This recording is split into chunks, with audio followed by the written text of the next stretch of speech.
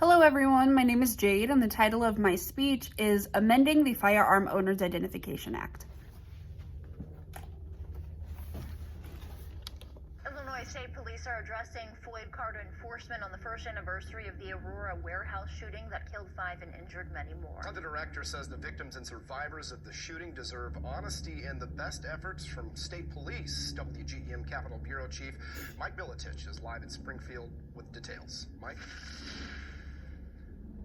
Dylan and Alexander, Director Brendan Kelly says state and local law enforcement need more resources in order to prevent these tragedies from happening more in the future. Now, Kelly says there has been an average of 10,000 FOID cards revoked each year. While state police have improved enforcement of details to get guns from the individuals with revoked FOID cards, Kelly says more needs to be done.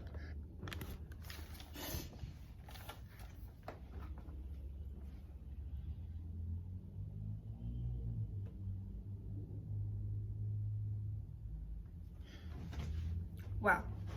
As you can see from this video here, the Firearm Owners Identification Act is a well talked about topic now and even before. We as a class are all coming to an age where we need to think about whether we want to own a firearm or not.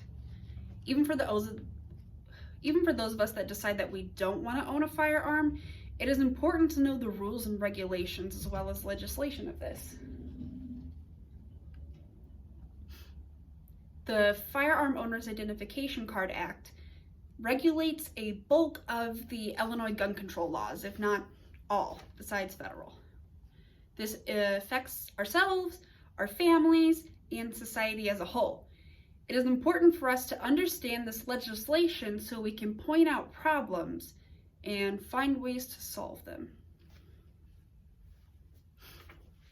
I've done extensive research on this topic, from delving through government paperwork to the WGEM news clip that you just saw, including the information that over 10,000 FOID cards are revoked each year. So, should the Firearm Owners Identification Card be amended? I believe that it should. It affects Illinois residents' safety, comfort, and all of our gun owners. In this speech today, I will be talking about the rules, problems, solutions, practicality, and the action we can take for the FOID Card Act. First, let us take a look at the history. The FOID Card Act was founded in 1968 in the state of Illinois because that's where it has its power, you could say. It was made to filter out who was eligible to buy and own a firearm and who was not. It's been amended 5 times. It was amended in 1984, 1993, 1988, 1998. 2003 and 2013. So lots of changes all of the time.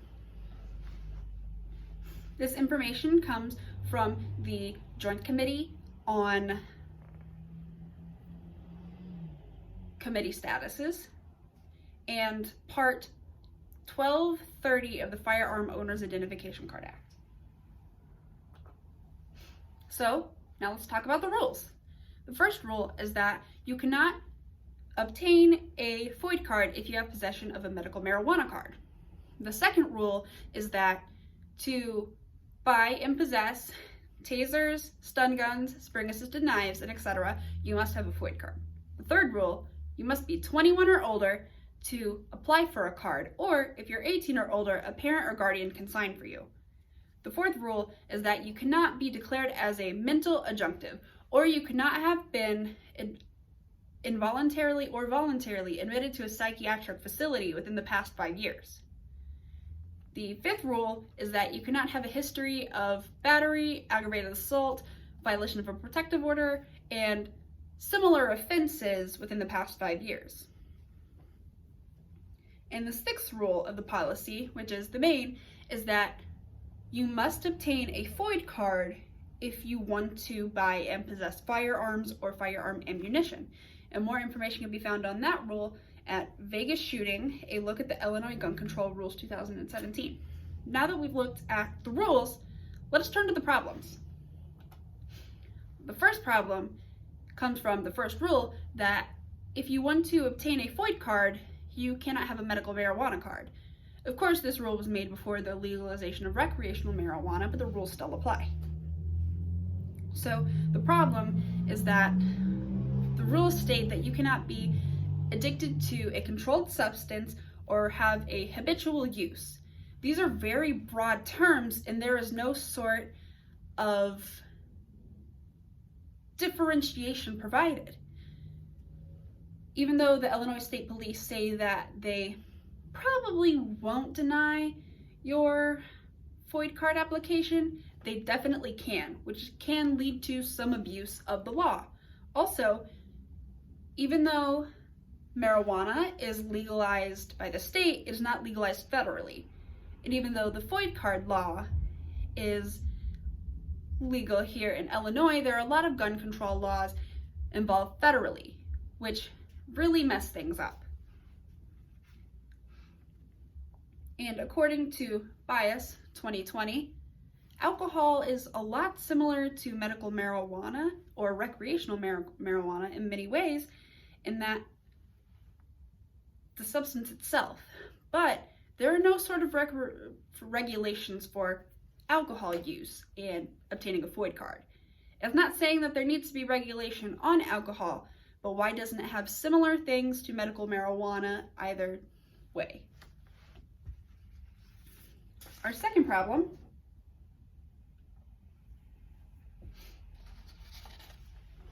is that tasers, stun guns, BB guns, spring-assisted knives all cannot be purchased without a FOID card. The problem here is that these things aren't firearms. Under the FOID Card Act, firearms are supposed to be regulated, and that's not what these are. These provide daily protection, they're used for recreation, and they're important to people. And if you look at this graph here, or this map, I could say, Illinois is the only state that has rules and regulations against automatic or spring-assisted knives.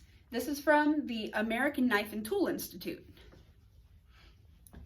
Senator Sam McCann has a quote that he has in relation to this. I'm paraphrasing to say that if we deny Americans the right to purchase air guns, we are denying them their rights without adjudication. And our third rule under the third problem is that if you're 21, you can sign up for a FOID card, or if you're 18 or older, your parents can sign up for you. I did a lot of digging, especially through appeal paperwork, such as the request for FOID appeal. Under this problem, there is no solution for special circumstances, such as having your parents be estranged from you, whether it be abuse or any other crazy situation. These people are being denied their right to a firearm just because of bad circumstances that they cannot control.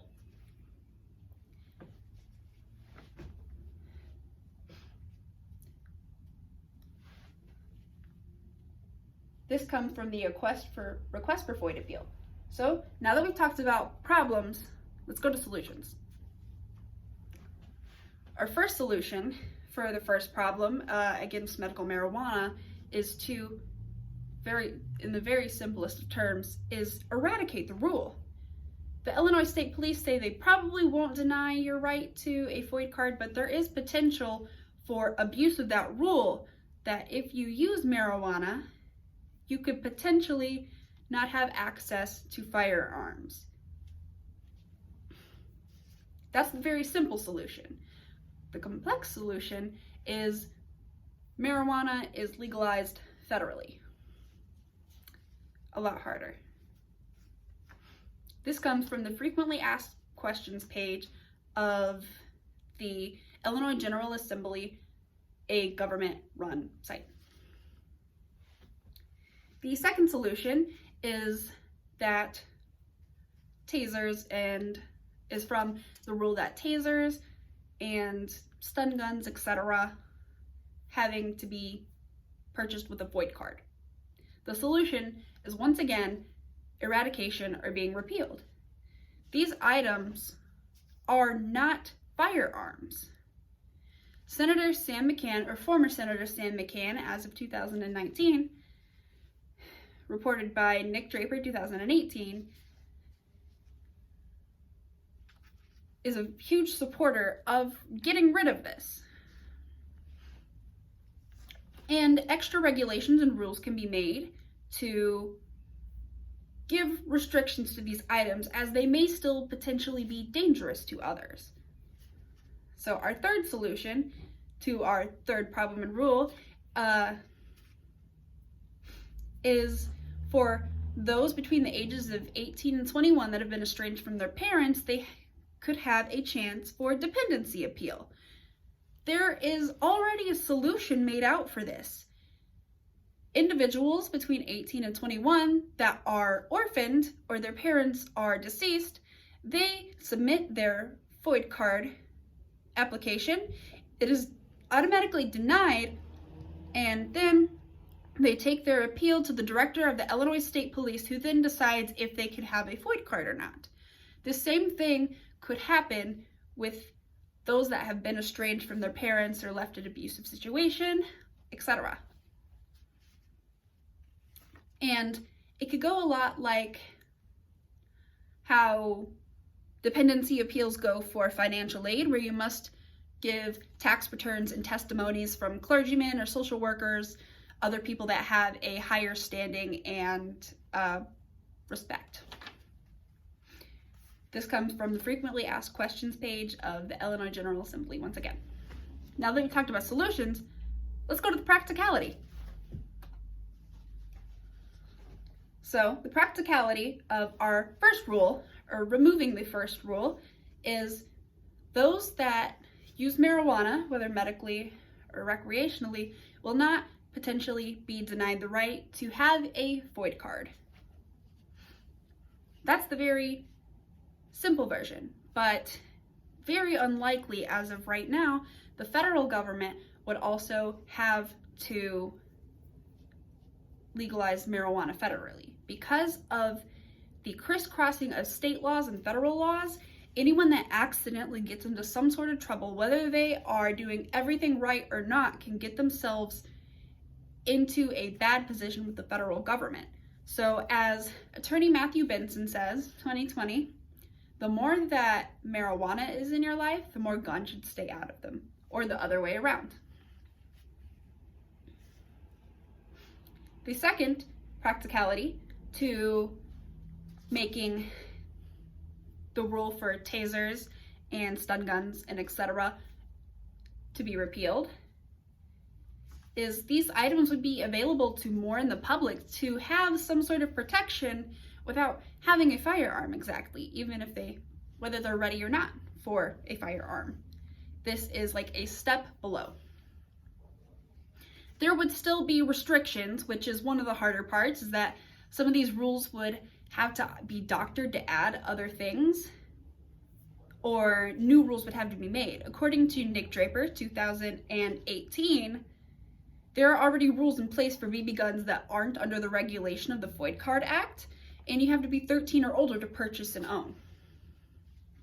The practicality of the third rule, which says that you must be 18 and older to have parents' signature to apply for a FOID card and be approved, is that the solution has already been made. As we discussed before, those that have been orphaned have an appeal process they go through. The harder part would be just going through those cases and approving them. There is a process they go through that prevents abuse. There is nothing bad here. It gives them more rights them as in the people that cannot get guns because of their parent estrangement. It gives them access to firearms and doesn't judge them on the circumstances that they have been through, but them as a person and whether they are dangerous or not. Actually, it is so possible that in 2007, a man jokingly applied for a FOID card for his 10-month-old baby and got approved. This comes from the article from Herald and Review, Bubba's Got a Gun, 2007. Now that we've talked about practicality, let us go to action. If the words that I have said, the problems that I have brought forth to you, have had a strong influence on you and you want to make a change, these things have been looked over by a lot of people. I could not find petitions or advocacy groups that go toward any of this for the things that I have brought up. So a good way to do this would be to go to change.org and start your own petition. The way to do that would be to go to the site and at the very top to click Start a Petition. It will ask you what it's about or what the genre is per se. It would be gun control and government. It will then ask you to make a title, and then the most important part, it asks you who it is going to. These are the people that get to help make these decisions and see these problems. So it would need to be addressed to the Illinois House and Senate, and also because the Illinois State Police do a lot of enforcement, it could possibly go to them. Then after this, you can write out what exactly the problem is, and then before you submit, the site actually recommends that you add a picture to your petition. You are 6 times more likely to get signatures if you have a picture with your petition. This is all coming from Start a Petition from the Change.org site. In conclusion, in this speech, we have talked about the rules, problems, solutions, practicality, and action of the Firearm Owners Identification Act. We all have one thing in common here. Now, we have the knowledge of this act altogether. We also know problems, ways to change it. We all have the ability to make a change, to fix things. This affects all of us. And we all have access to resources to make the world a better place, to make our state a better place to live. In the video before that I showed you, I think that this is something worth amending. This is something that people talk about. Thank you.